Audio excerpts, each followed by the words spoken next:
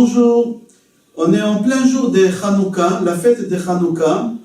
Vous savez qu'on dit qu'en général, la paracha qu'on a lue la semaine dernière, il y a des points qui vont se passer cette semaine qu'elle va arriver.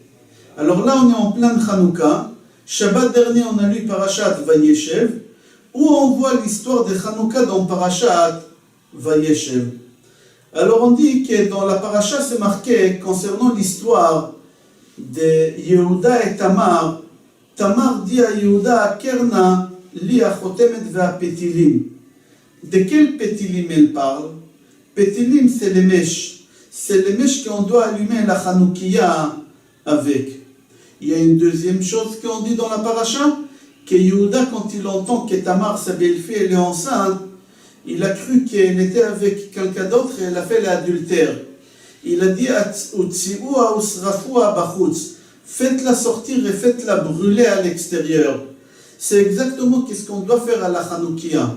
La Hanoukia, on doit la faire sortir dehors à l'extérieur pour faire publier le miracle et brûler les mèches à l'extérieur.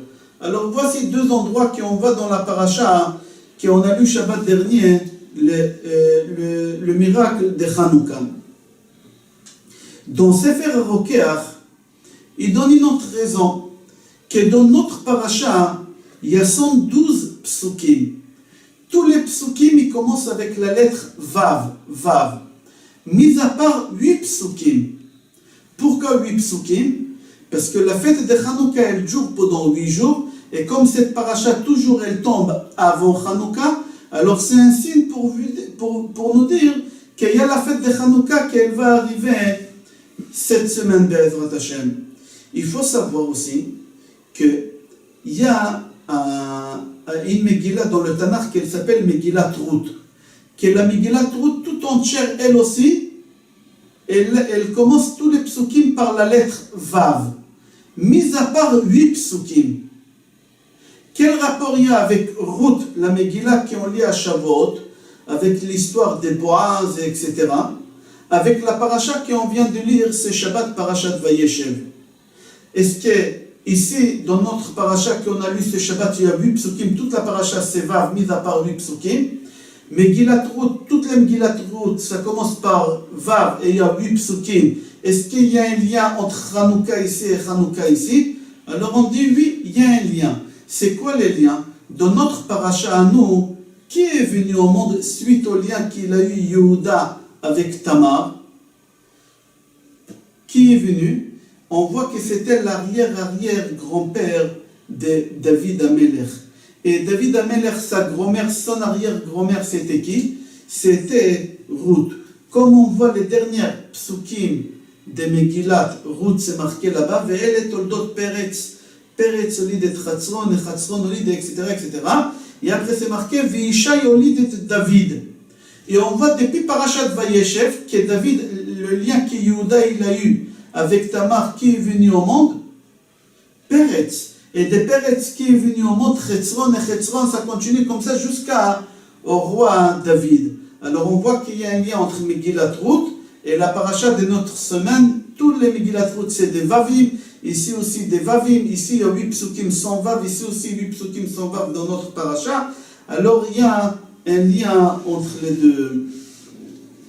Rabbeinu Bechaye, dans le chapitre Ner Hanouka, dit que les bougies de Hanouka, ils symbolisent les jours de Mashiach aussi. Les jours de Mashiach, comment? Nous on fête la fête de Hanouka pendant 8 jours.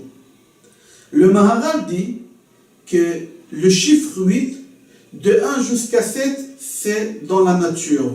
À partir de 8, on dépasse la nature. La fête de Hanouka, elle est pendant 8 jours et pas pendant ni 4, ni 5, ni 7, pendant 8 jours. Pourquoi? Pour dire que cette fête, elle est surnaturelle. On a dépassé la nature, on a dépassé le chiffre 7. Et Chachamim disent que le violon que on a joué avec au Beth Amikdash, il était de 7 cordes. Mais le violon qu'on va jouer avec Be'ezrat Hashem Bekarov au 3e Beth Amikdash, il va être de 8 cordes. Au début, les deux premières Beth Amikdash, c'était des 7 cordes. Comme c'est marqué Sova, Semachot, Al Tikri Sova et la Sheva. Il ne faut pas lire Sova à l'abondance, il faut lire 7. C'est-à-dire que le violon des Beth Amikdash, il était avec 7 cordes. D'accord? Le premier Beth Amikdash et le deuxième Beth Amikdash. Mais le troisième Beth Amikdash, Be'ezrat Hashem qui va venir, Bekarov, ça va être de 8 cordes. Pourquoi 8? Parce que 8, ça dépasse la nature. 8, ça nous rappelle la fête de Hanouka qu'elle était surnaturelle. C'est-à-dire, dans notre paracha, on voit que tous les psukim, ils commencent par Vav, et il y a seulement 8 psukim qui commencent par une autre lettre. Pourquoi? Pour dire qu'il y a un lien entre notre paracha à nous et Hanouka et la venue de Mashiach pour le troisième Beth Amikdash avec le violon qu'on va jouer au Beth Amikdash de 8 cordes. On continue. C'est marqué, le Harizal dit. Le Harizal dit que les 3 fêtes qu'on a dans la Torah, les Shlosha Regalim, ils sont liés directement aux 3 patriarches. Avraham, Yitzhak et Yaakov. Sukkot, Shavuot, Pesach, Shavuot et Sukkot. Avraham, Yitzhak et Yaakov. On a 3 fêtes dans la Torah. Et on a 2 fêtes Miderabanan. Les 2 fêtes, ils sont liées à qui? Au matriarche. Quel matriarche? Rachel et Léa. Et on va expliquer pourquoi il n'y a pas Sarah et Rivka. Mais je répète, le Hahari dit que les 3 fêtes qu'on a dans la Torah, ils sont liés aux 3 patriarches. Et les 2 fêtes qu'on a Miderabanan, c'est les 2 fêtes qui sont liées directement au matriarche. Comme ça, il dit le Harizal. Le Harizal dit, et les 2 fêtes qui dépendent au matriarche, ils puisent leur source de vitalité d'où? Des 2 fêtes parmi les 3 fêtes qu'il y a dans la Torah. Comment? Il dit Shavuot, elle donne des forces à qui? À Purim. Pourquoi? Parce que Shavuot c'est une seule journée et Purim c'est une seule journée. Hanouka, elle puise ses forces d'où? Il dit des Sukkot. Pourquoi? Parce que la fête des Sukkot, c'est 8 jours, avec Shmini Chag Atzeret, Shmini Atzeret, c'est 8 jours, et la fête de Hanouka aussi, c'est 8 jours. Il continue encore, il dit que la fête de Hanouka, c'est au matriarche, et la fête de Purim, c'est au matriarche. Pourquoi? Lui, il dit parce que la fête de Hanouka, elle s'est faite, le miracle, grâce à une femme, Yehudit. Toute l'histoire de Hanouka, c'était grâce à Yehudit. Et Purim, c'était aussi grâce à une femme, c'était Esther. Alors on voit que les 2 fêtes, ils sont liés aux femmes. Mais on les fait lier directement au matriarche, à Rachel et Léa. Pourquoi? Dans le livre Sifrei Lev, il donne une réponse extraordinaire. Comment on lie les 2 fêtes, Miderabanan, aux 2 matriarches? Lui, il dit comme ça, la fête de Hanouka, c'est Léa. La fête de Purim, c'est Rachel. Comment? Hanouka, la fête de Hanouka, c'était fait grâce à qui? Grâce aux Hashmonaïm. Hashmonaïm, c'était des Kohanim et c'était des Lévi'im. Et Lévi, c'était le fils de qui? De Léa. Alors on voit que Hanouka, c'est Léa. Et Purim, ça appartient à Rachel. Pourquoi Rachel? Parce que la fête de Purim, c'était grâce à Esther, on a dit, et Mordechai. Esther et Mordechai, ils étaient de quelle tribu? Binyamin, Ish Yemini, de Binyamin. Binyamin, c'était le fils de qui? Le fils de Rachel. Alors, on voit d'après ce livre que dans le livre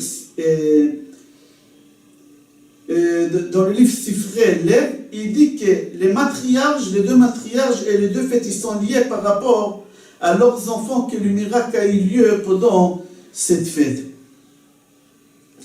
Il va encore beaucoup plus fort que ça. Et il dit comme ça. Combien des enfants Léa avait? 6. Elle avait 6 enfants. Et sa servante Zilpa, elle a eu 2. 6 plus 2, ça fait 8. Combien de jours Hanouka? 8. Alors Hanouka, ça appartient à Léa. À Purim, ça appartient à Rachel Imeno. Pourquoi? Combien des enfants elle avait Rachel? Rachel, elle avait 2 enfants, et sa servante Bilha, elle lui a donné 2 enfants. Total, ça fait 4. Ça ne marche pas. Purim, c'est une journée peut-être. Je ne sais pas, on va voir combien de jours Purim et combien des enfants il a eu. Alors lui, il fait les comptes autrement.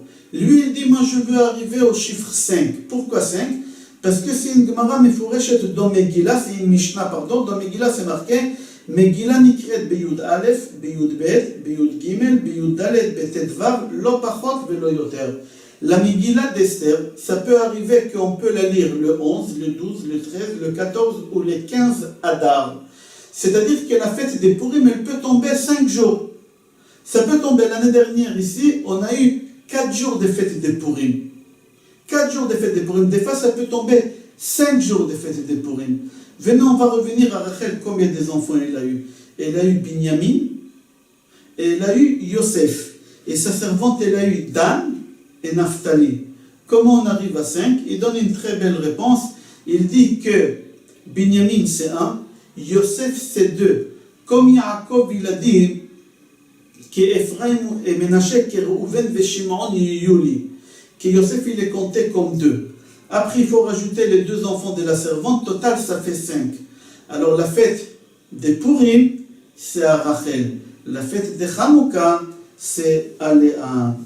Encore, on y va encore plus loin. C'est marqué dans la Torah, dans Parashat Vayetze Perek Chafret Pasuk Yudchet, Vayitzok Shemen al Rosha, que Yaakov, il a pris de l'huile et il a fait couler de l'huile sur la pierre où il a dormi toute la nuit.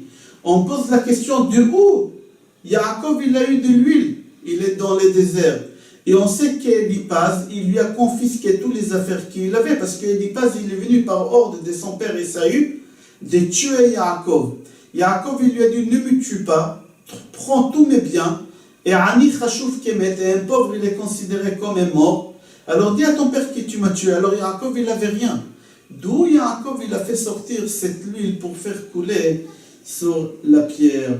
Alors on dit, Yaakov, il avait le bâton. Comme Yaakov, il dit, Bemakli avarti et ayarden azé. Il avait son bâton qui marchait avec. Et on dit que dans son bâton, dans le vide de son bâton, il avait de l'huile qu'il utilisait pour étudier la Torah. Et il a pris cette huile et c'est cette huile-là qu'il a fait couler sur la pierre. Il y a une autre réponse que la Gemara donne, que sur la route, il a découvert une petite fiole, qu'Akadosh Baruch Hu, il a mis là-bas depuis la création du monde déjà. Il savait qu'Yaakov, il aura besoin. Yaakov, il a pris cette petite fiole-là. Avec ça, il a fait couler sur la pierre. Et cette fiole, elle s'est terminée jamais. Avec ça, il a fait beaucoup de choses qu'on voit là-bas dans la Gemara. Et il a gardé cette fiole-là quelque part, et c'est cette fiole qu'on a trouvée à Hanouka, les Hashmonaïm, ils ont trouvé la petite fiole à Hanouka qui était cachée fermée. C'est celle de Yaakov. Avec elle, ils ont badigeonné tous les ustensiles de Beth Amikdash, et avec ça, ils vont l'utiliser, Be'ezrat Hashem, quand le Mashiach il va venir, on va dévoiler encore, retrouver encore cette fiole-là, et quand le Mashiach il va se dévoiler, on va le couronner avec l'huile, comme c'est marqué dans le Navi, qu'il faut lui faire couler de l'huile sur le front. D'où on aura cette huile? Oui, il y a cette fiole de l'huile que Yaakov il a trouvé, qu'il a fait très très attention.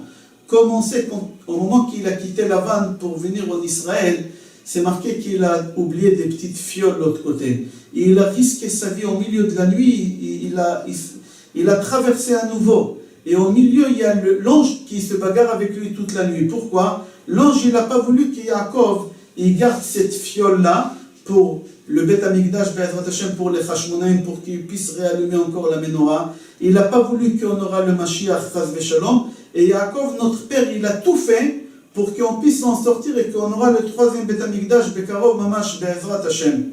Je vous souhaite Chag Sameach, beaucoup de lumière chez vous à la maison, beaucoup de chaleur, Be'ezrat Hashem, et la construction du 3e Beth Amikdash, Bekarov Mamash. Amen. Kol Tov.